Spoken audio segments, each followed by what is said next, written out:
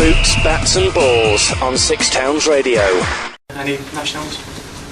Mark, you did a historic double over Spurs last season, but are they arguably stronger this season? Yeah, I think they've changed their squad around it. They've added players that were in the frame for them last year seem to have maybe gone out, and they've replaced them with other players. So it's a little bit of a transition period for them, along with us, because we have new players. I think early in the season you get that, but it's still a very accomplished side, both individually and collectively, so it's always a hard game going to White Hart Lane. We know it's a challenge, but played exceptionally well there last year and deserved the win.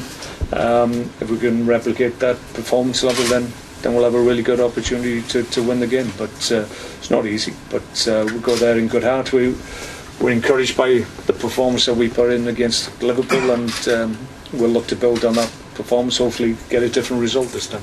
Doubt on Peter, he's got a hamstring strain. It's likely that he'll miss out.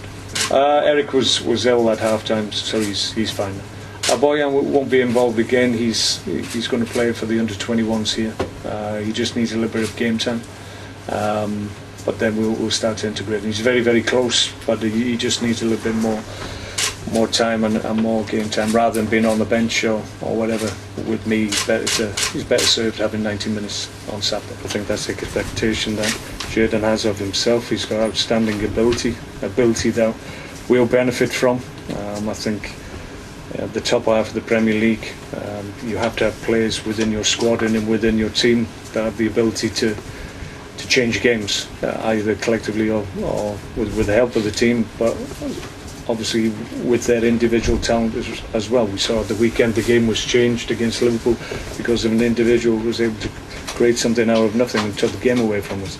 Xherdan certainly has that ability as well, so I think as you progress you need those players that have a little bit of sprinkle of stardust that are able to change games themselves, and certainly that's what we have now.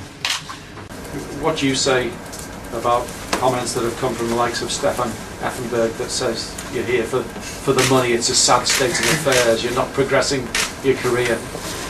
I don't want to comment this. He has no job in the moment, so he can talk, so he's a free man. Anybody can talk, so he's free, and so I don't want to comment this. I concentrate of my job, and I'm happy to be here, and I can't wait to play. This is my job to comment what the people say.